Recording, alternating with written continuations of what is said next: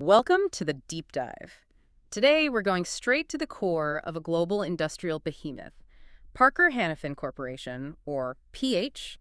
It's a name that, touches nearly every machine that moves, from massive airliners to specialized factory robotics. And for this deep dive, we're really not interested in the glossy management presentation slides. We're looking for the empirical evidence.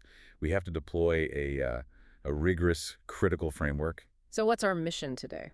Our mission is laser-focused. We need to determine if the market's recent, very aggressive re-rating of PH, the sustained lift in its stock price and its valuation multiple, is actually justified. Right. Is this a genuine, permanent, structural improvement in the quality of the business? Or is the market just being fooled by a temporary cyclical high that's kind of disguising itself as a secular shift? Okay, let's just unpack this right away, because the core finding, really the central thesis of our analysis, is that Parker-Hannifin is structurally, it's bifurcated. It's a company of two distinct halves. Exactly.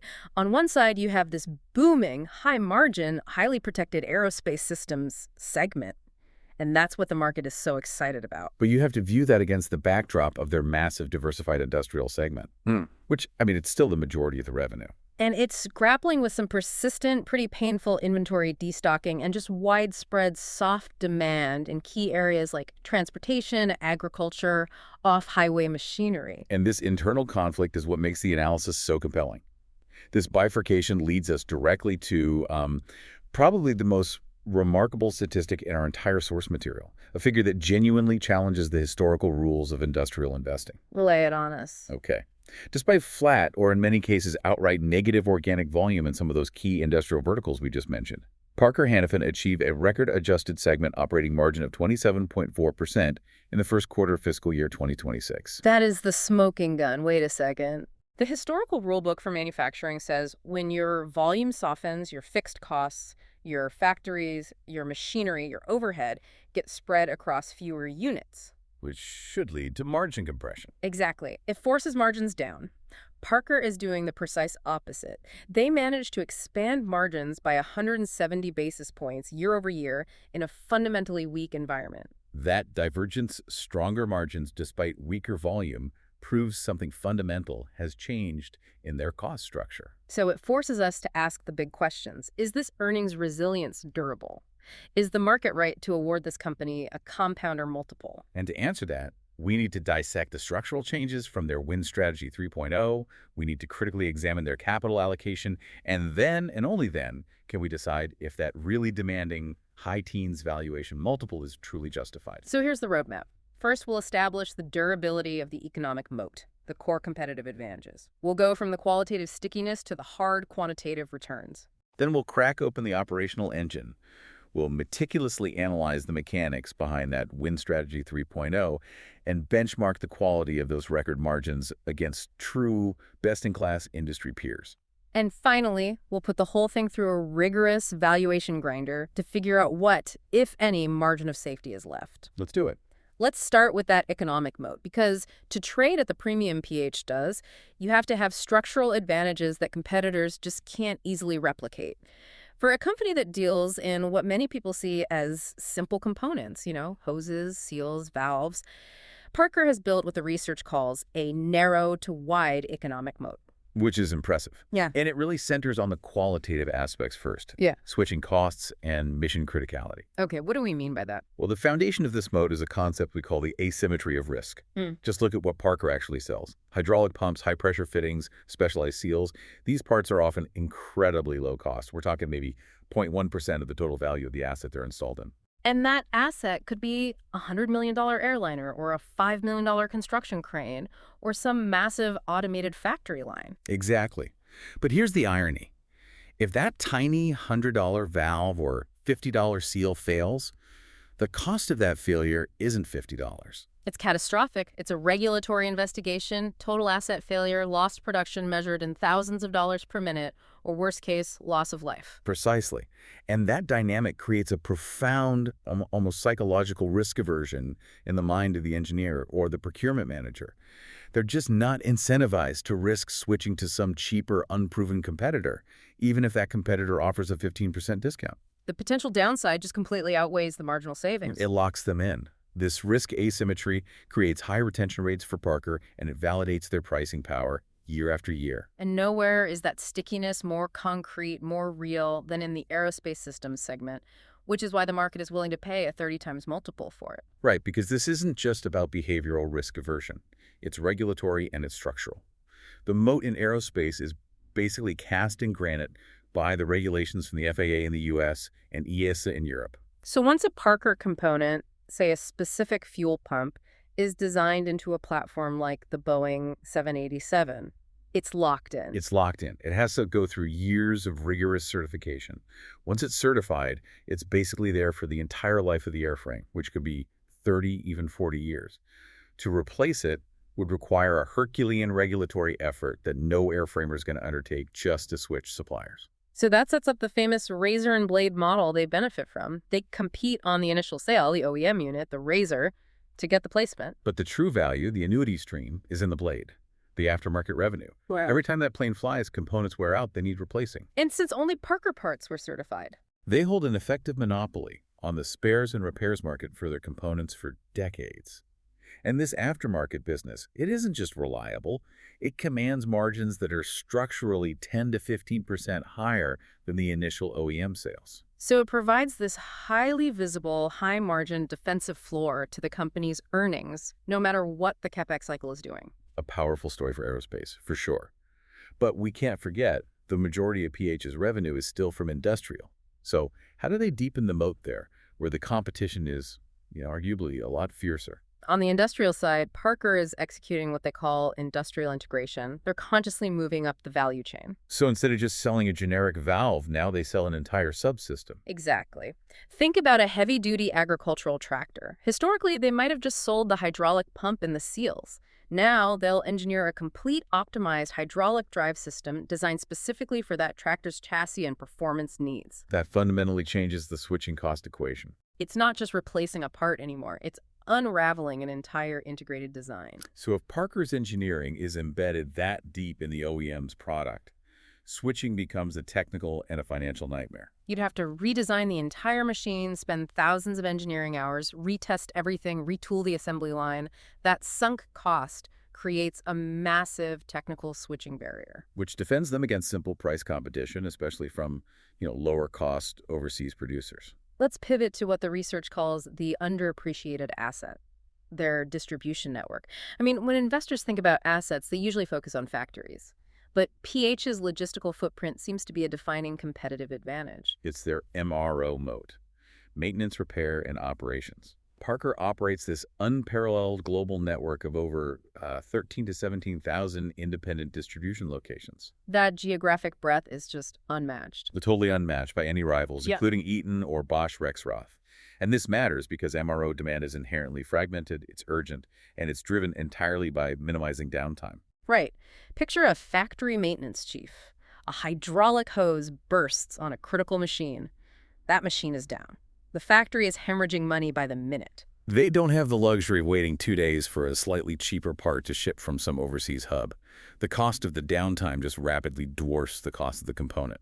So Parker's network allows them to dominate that fragmented market by ensuring immediate local availability. And that speed, that proximity, gives them significant structural pricing power, even on parts that are theoretically commoditized.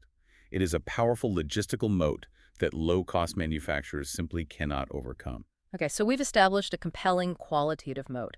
It's based on risk, regulation, integration, logistics.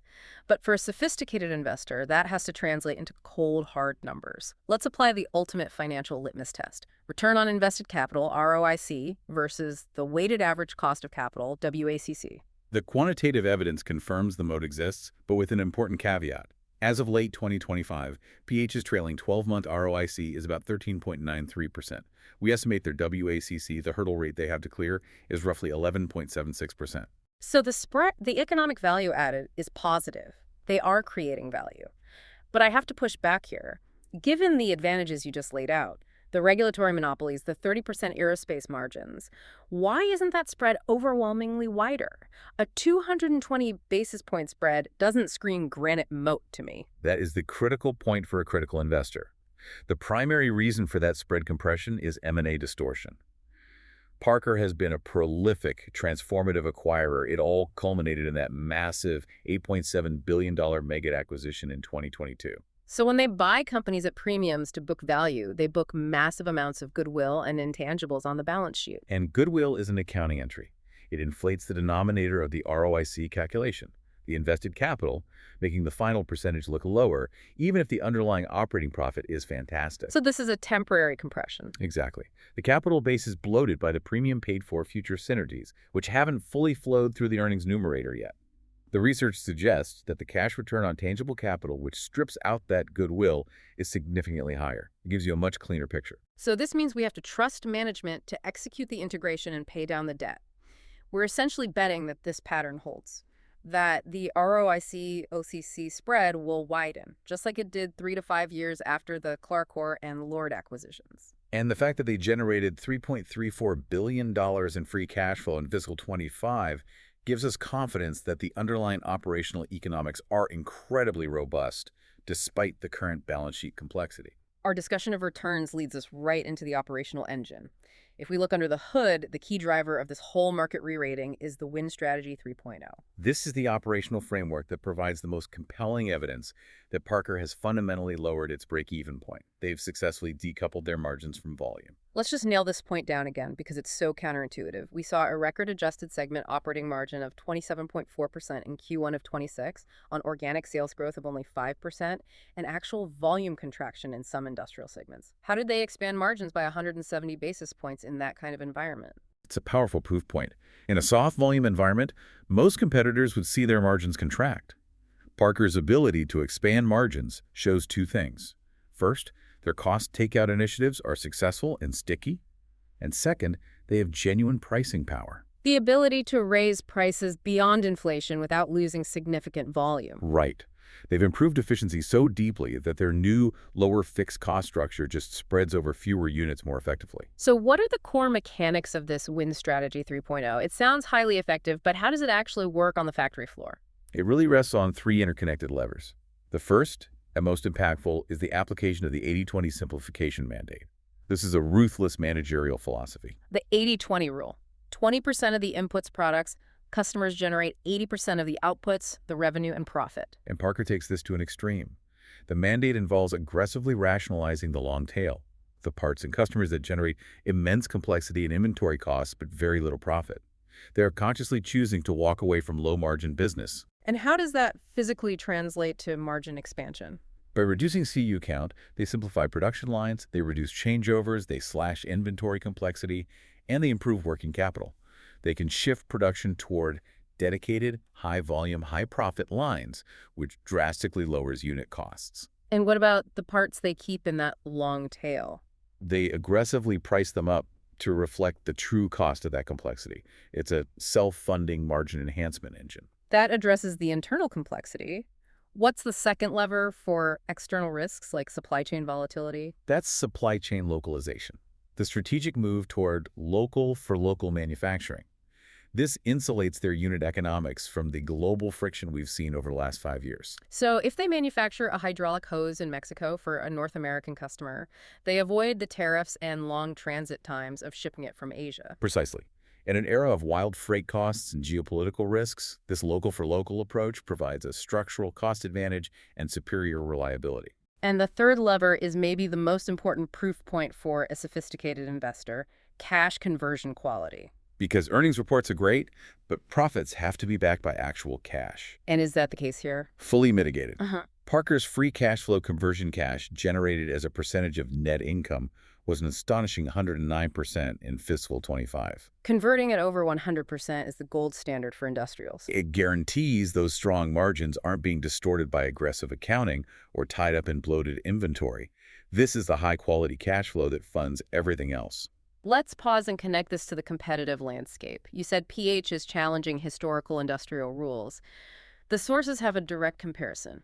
Parker's 27.4% operating margin now matches the margin of Illinois Tool Works, or ITW. This is the ultimate validation that the transformation is complete. For decades, ITW has been the untouchable benchmark for decentralized industrial operational excellence. The fact that Parker can now achieve ITW's margin level, especially while integrating massive acquisitions, confirms they've ascended to that best-in-class tier. But wait a second. If ITW can get the same margin without huge, complex acquisitions like Meggitt and all that goodwill distortion we talked about, doesn't that suggest PH's strategy is inherently riskier or less efficient? Why should Parker trade at a premium to ITW? That is the critical, nuanced distinction the market is making. While the operating margin levels are the same, the growth profile is different. We have to introduce the metric of incremental margins. That's the profit on the next dollar of sales. It measures operating leverage. Right, and PH targets incremental margins at a highly impressive 30 to 35%, sometimes even exceeding 40% during a recovery. That high incremental margin, combined with their disciplined CapEx, which they keep low, around 2% of sales, suggests a capital-light growth model. And the market is betting on PH's superior, locked-in growth visibility, specifically the aerospace supercycle, to drive revenue growth faster than ITW can, using that 35% plus operating leverage. PH is seen as ITW's operational twin, but with a significantly more attractive secular growth engine bolted on. And that's the justification for the premium multiple PH commands over ITW. Exactly. We've established the margin quality. Now let's dissect that growth story, which, as we noted, is highly bifurcated. We have the powerful secular tailwinds in aerospace against the severe cyclical headwinds in industrial. Let's start with a high-confidence growth engine, aerospace systems. This segment is just thriving. It achieved 13.3% sales growth and an astounding record-adjusted operating margin of 30.0% in Q1 26. 30% margin is elite. It's elite. It reflects the successful integration of Meggitt and that very favorable mix of high-margin aftermarket spares. And the beauty of this growth for an investor is its high visibility. It's not speculative. It's already booked revenue. That growth is entirely locked in by a total company record backlog of $11.3 billion. A huge portion of that is weighted toward long-cycle aerospace and defense orders.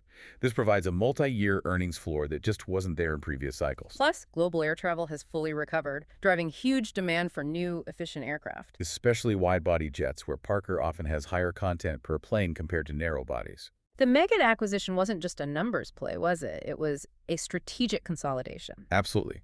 Meggitt significantly consolidated Parker's market share in specialized, mission-critical aerospace niches like braking systems and thermal management.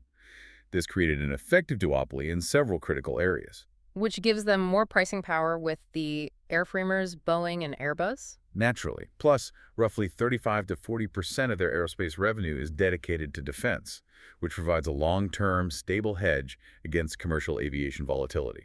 Okay, so aerospace is secure, visible, and high margin. But we have to turn to the other half of the business.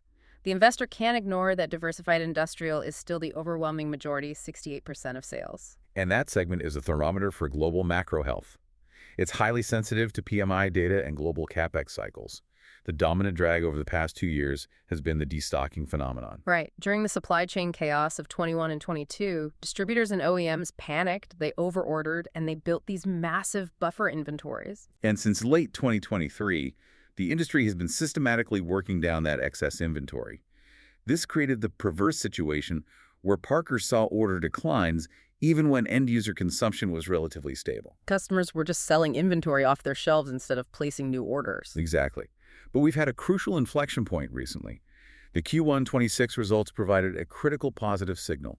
Industrial North America orders turned positive, up 3% for the first time in several quarters. So that's the first strong evidence that the inventory correction is nearing equilibrium. It suggests a cyclical bottom is forming in North America, which usually leads other regions. However, not every market is cooperating. Where are the lingering weaknesses? International markets are still sluggish. MEA industrial sales declined 3% in Q1 26.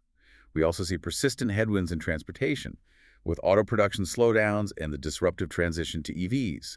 And off-highway equipment agriculture, construction, is also in a down cycle. This brings us to the most profound long-term threat, the moat erosion risk from electrification. Parker built its empire on hydraulics and fluid transfer. The world is moving to electromechanical actuation. It's an existential threat. It absolutely is. The shift from hydraulic muscle to electric intelligence reduces the content per vehicle for traditional Parker products. Management, however, is executing an aggressive countermove. The evidence is the acquisition of Curtis Instruments. Curtis specializes in controllers and display units for electric vehicles, particularly in the off-highway market. By acquiring Curtis, Parker is strategically moving up the value chain. Instead of competing on a declining market for hydraulic components, they're positioning themselves to control the high-value brain of the machine, the controller, the software, the power management systems. So they're consciously trading old hydraulic content for new electric content. Exactly. It's not just defensive, it's offensive. It's allowing them to capture new addressable markets. And they're applying the same picks and shovels mentality to other secular trends, like the hydrogen economy, developing specialized valves and seals. We've established the company's operations are world-class. Let's pivot to management's track record. Superior operations are useless without elite stewardship of capital, and Parker's identity has been forged through transformative M&A. The defining decision of this cycle was that $8.7 billion Meggitt acquisition in 2022. Critics initially gasped at the price. It valued Meggitt at around 16 times EBITDA pre-synergies. That is a steep price. It put a massive debt load on the balance sheet, which is a risk for any investor, especially with rising interest rates. It did. But the source material validates the long-term rationale. The deal was strategically successful. It accelerated the reduction of cyclicality and drove aerospace margins to that elite 30% level. The key defense of the price is the unique core competency Parker brings to the table: M&A integration excellence. They don't just buy a company, they immediately apply the win strategy to it. Yes. They have a documented history of being able to double an acquired company's operating margins within 3 to 5 years. They can pay what seems like a fair price, but generate superior returns because their operational integration engine is unmatched. And we've seen a re-acceleration of M&A since they've deleveraged. What does that signal? It signals restored financial discipline. Management paused major M&A post-Meggitt to prioritize debt reduction. They successfully returned the net debt to EBITDA ratio from a spike of about 3 times, back to their target range of less than 2 times. So they restored their dry powder for future deals. And preserved their investment-grade credit rating, which keeps their cost of capital favorable. The recent acquisitions of Curtis Instruments and Filtration Group Corporation confirm they're back on the offensive, but selectively. Now let's talk about the dividend. For the long-term patient investor, this is paramount. Parker's commitment here is almost unmatched. They're dividend king. An astonishing 69 consecutive years of dividend increases. 69 years. This isn't just a nod to shareholders. It's the ultimate empirical proof of the durability and resilience of their free cash flow through every major economic crisis. Okay, so management is confident, they're raising the dividend, they're buying back stock. But what are the insiders actually doing with their own stock? Let's get into the insider activity. It's a data point that must be viewed with caution. We do note recent, notable insider selling. Specifically, COO Andrew Ross sold approximately $2.2 million worth of stock in December 2025. Which is not a huge amount, relatively speaking. No, and it could be related to personal financial planning. But insider selling at or near historical stock price highs is a critical signal. It often suggests that those with the most intimate knowledge of the company view the current price as opportune for realizing some gains. We established their growth is locked in by that massive backlog. But the immediate risk isn't demand, it's execution. Let's look at the risks to execution. The primary immediate risk is in the aerospace supply chain. Parker has the components ready, but the airframers, Boeing and Airbus, are constrained by upstream shortages: titanium, specialized castings, skilled labor. Which limits their ability to ramp up final aircraft production. And that forces Parker's OEM revenue recognition to stall, creating an operational headache and a potential buildup of inventory on their balance sheet, even though the order is secure.